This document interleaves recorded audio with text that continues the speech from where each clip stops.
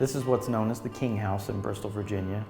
We acquired it 3 years ago, and it is at the top of Solar Hill Historic District.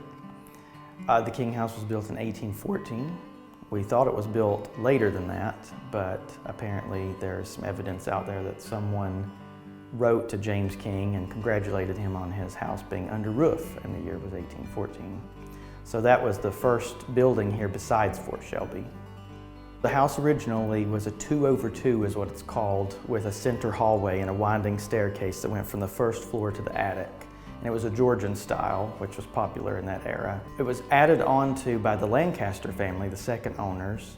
They added a second wing on, and the front of the house changed from one direction to facing Solar Street. And then the McCoy family purchased it in the 1890s. He was the founder of Dominion National Bank, and he added the front additions on and changed the front door to where it is today. The house was owned for close to 20 years by King University. Margaret Mitchell had left it to them in their will, and they were seeking someone to acquire the property and restore it as historically as possible. And loved the house so much, decided to go ahead and make it into a home. And when we announced this to the president of King University at the closing, he was elated to know that a family would live here again. Because we believe that that is an important thing with historic houses, is that they should be lived in. So many house museums have closed down over the years, and things have changed so much in our world that living in them is the best way to save them. Well, this is the most historically significant room of the house. This is part of the original 1814 house. We think this was the Reverend James King's bedroom. We also know from Bud Phillips' writings that this was the room where Andrew Jackson stayed multiple times. The story goes that he stayed here in this room on his way to his inauguration and was followed by James King's son, William, who rode with him. It's obvious that if this were James King's bedroom and he would give it up for Andrew Jackson when he came to stay, we also have found some evidence that 2 other presidents stayed here, and that was Polk and Johnson. So if they did stay here, they probably stayed in this room also, which makes it very interesting. So today what I would like to talk about is historic plaster. But before we get into plaster, I do want to talk about wallpaper real fast. This room had been scraped down at one time, probably in the 1870s, to add new wallpaper. So we were unlucky in the fact that we didn't find original wallpaper, but we did scrape off 2 layers of wallpaper from the late 1800s. And what I want to talk to you about is being very careful about wallpaper. Wallpaper, especially with the color green in it, could contain arsenic. And you need to be very careful about removing that. Wear gloves, wear your mask, and hire a professional if you're uncomfortable with it. And once you get into the process, there are several things you can do. You can use a simple scraper depending on how old the wallpaper is. It could come off very easily, being dry of course, because it's sat there for 150 years. They do make products to remove wallpaper with, liquids and sprays that can help out sometimes. Sometimes it doesn't work too well on wallpaper. And then finally, if you have a really hard time getting it off, make sure your mask is on. You can use an orbital sander and work on it from a 60 grit down, but be very careful not to damage your wall. This wall behind me is not drywall. It's not typical of what you see today in construction. This is actually 2 things you could say about this. One is the base wall would start out with these little wooden strips called lathing strips. And those would be nailed onto studs. And then there would be 1 coat of brown colored plaster that was quicklime, horsehair, and sand mixed with water. And they would do a kiln process and some other things to create this plaster. So they would put 1 coat of brown on, 2 coats of brown, and then they would add more lime and take away more horsehair and take away more sand and create a more white substance, and that was the top extremely hard layer, because lime is crushed limestone. So this is like some really hard stuff. Also, it drains well. So on a plaster ceiling, sometimes what you'll see when there's a leak is that it dries out and you're okay, versus drywall molds after the leak.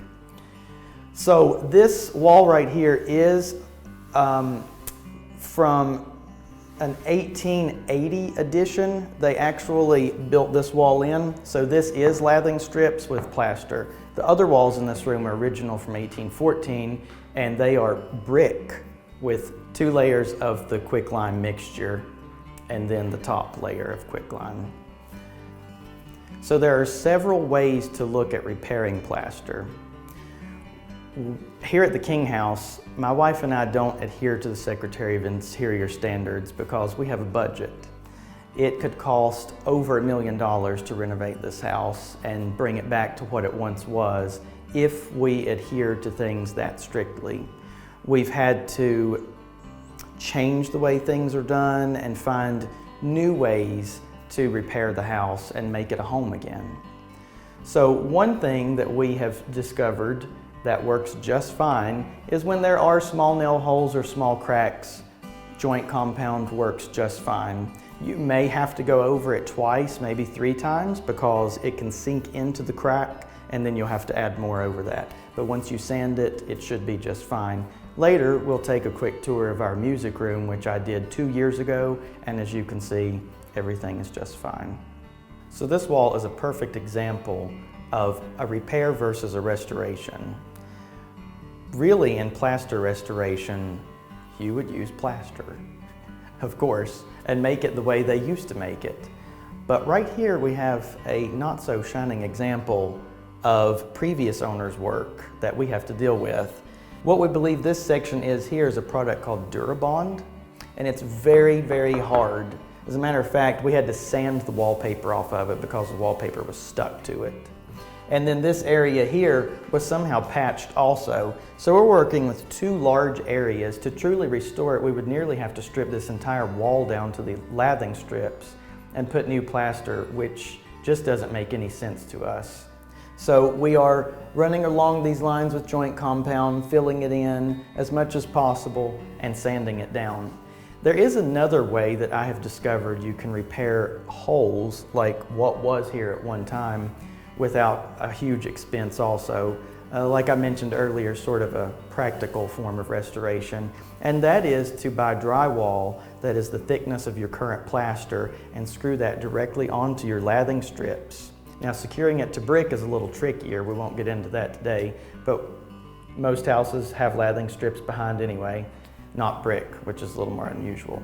So you can actually screw it to there, use some drywall tape, drywall mud, and be okay. And that works pretty well for the most part, and no one can tell the difference when they're just walking into the room.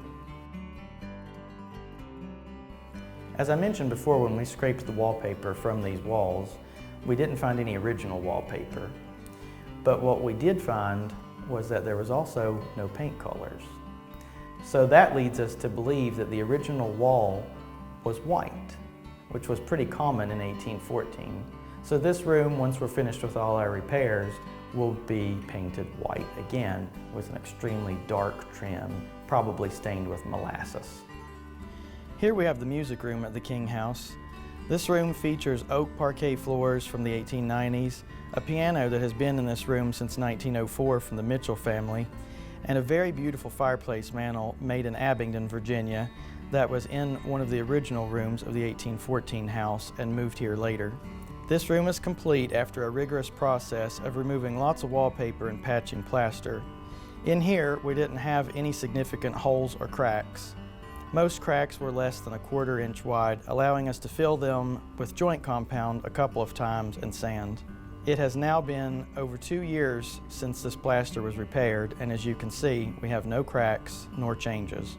We found blueprints of this room from the 1902 renovation. From those blueprints, wallpaper samples, and other information, we deduced this room was an extremely formal room with a French feel. After finding some evidence of gilding on the wall panel molding, we decided to bring that back and create the look we have today. Well, I want to thank you for joining me today here at my home to talk about plaster restoration and historic plaster. Join me next time to talk about a subject that I get asked about constantly, and I'm sure it's on your mind too. So I'll see you then.